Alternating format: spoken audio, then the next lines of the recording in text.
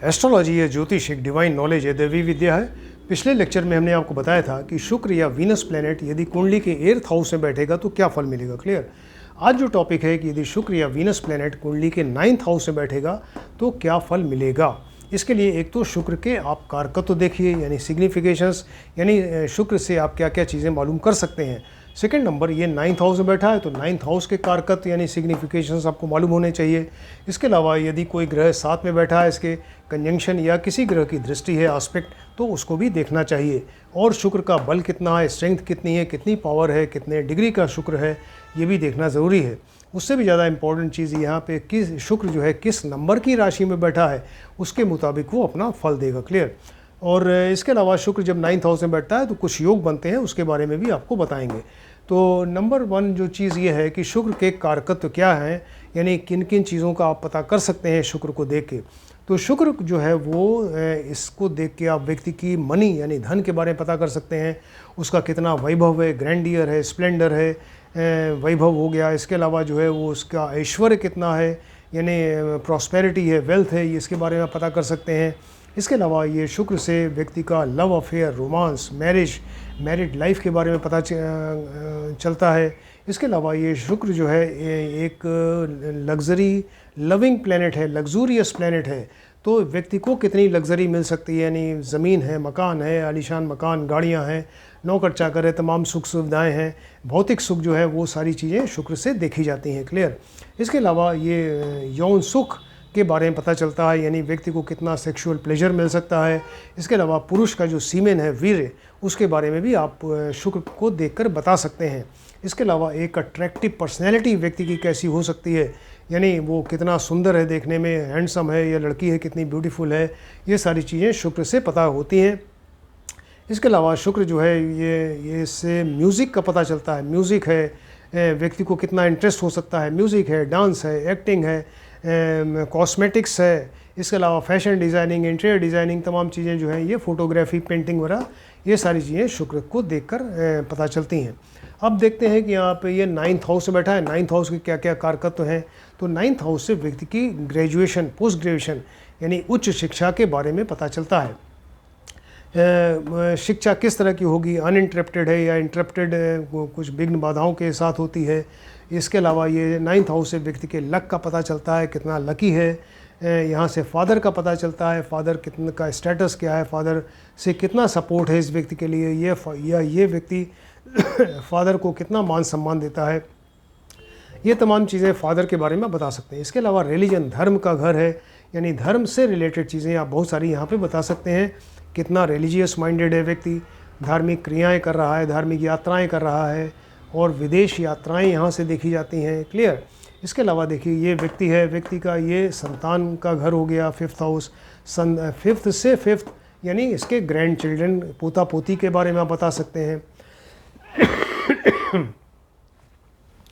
इसके अलावा ये व्यक्ति है, यहाँ इसकी वाइफ हो गई, वाइफ से के घर से यहाँ पे 3rd हाउस जो हो गया इसका छोटे भाई बहन, यानी वाइफ के छोटे भाई बहन, इस व्यक्ति के साला साली के बारे में बता सकते हैं। ये व्यक्ति है, इसका ये 3rd हाउस, इनके छोटे भाई बहन हो गए, यानी इस व्यक्ति का जो छोटे भाई बहन है, सपोज छोटा भाई है तो छोटे भाई के घर से 7th यानी छोटे भाई की पत्नी के बारे में आप 9th हाउस को देख के बता सकते हैं। हर एक हाउस का अपना एक कारक ग्रह होता है, सिग्निफिकेटर या केयर टेकर होता है। जो 9th हाउस है इसका कारक ग्रह है सूर्य और बृहस्पति। क्लियर। अब ये देखते हैं कि शुक्र यहाँ पे किस नंबर की राशि में बैठा है। सपोज शुक्र अपनी उच्च राशि या जो मीन राशि है, गुरु की राशि, उसमें बैठा है, या अपनी स्वराशि 2 या 7 नंबर वृषभ या तुला राशि में बैठा है, तो जब उच्च या स्व राशि में होगा तो डेफिनेटली बहुत बढ़िया फल करेगा। अट्रैक्टिव पर्सनैलिटी वाला, बड़ा रिच होता है, भाग्यवान होता है, फादर से फुल सपोर्ट मिलता है, फादर को मान सम्मान देता है। यहाँ से विदेश यात्रा इसकी हो सकती है, विदेश में सेटल भी हो सकता है। इसके अलावा ये धार्मिक, रिलीजियस भी होता है, और अपना कैरियर जो है आर्ट्स है, म्यूज़िक है, fashion designing, interior designing, cosmetics वगैरह में अपना बना सकता है और सक्सेसफुल होता है, भाग्य इसका साथ देता है। क्लियर।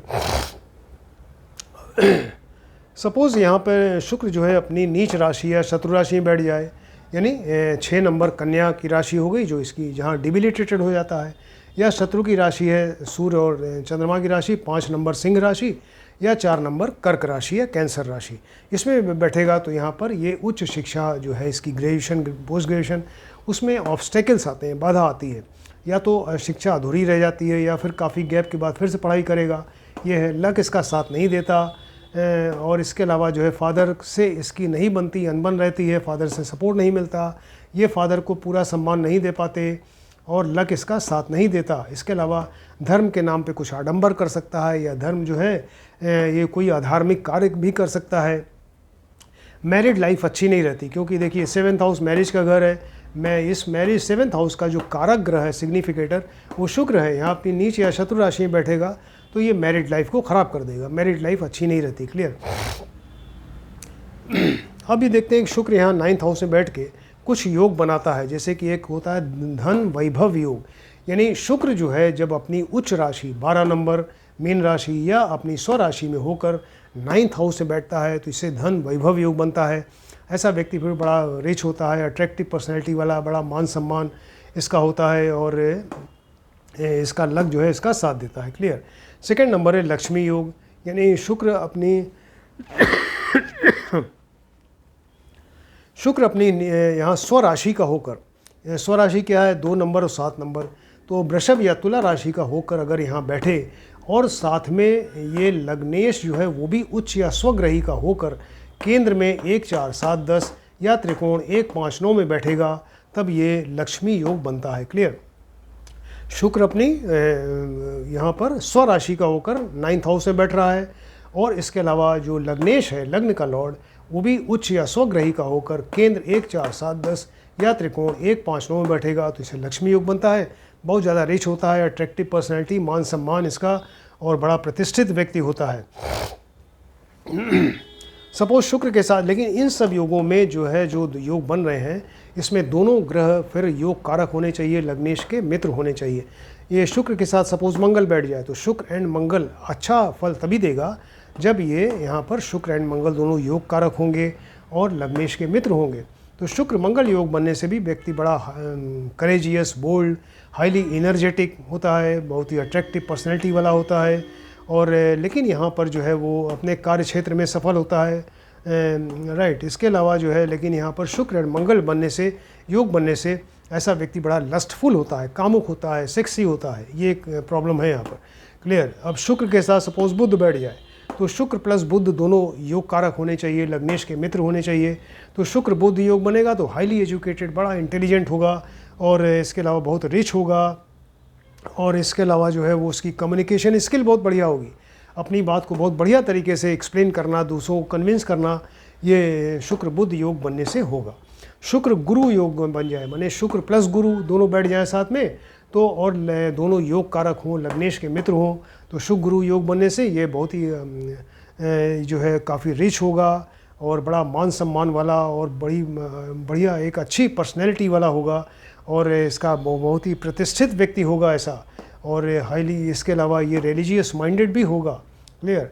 एक होता है लंपट योग, यहाँ बन सकता है शुक्र के साथ अगर राहु या केतु बैठ जाएं तो इसको लंपट योग कहते हैं। लेकिन शुक्र एंड राहु या केतु जो बैठें दोनों को मारक होना चाहिए, लग्नेश के शत्रु होना चाहिए, तब ये लंपट योग बनेगा। ऐसा व्यक्ति बहुत ज़्यादा लस्टफुल, कामुक होता है, सेक्सी होता है, इलीगल रिलेशंस होते हैं, मैरिड लाइफ एकदम डिस्टर्ब हो जाती है।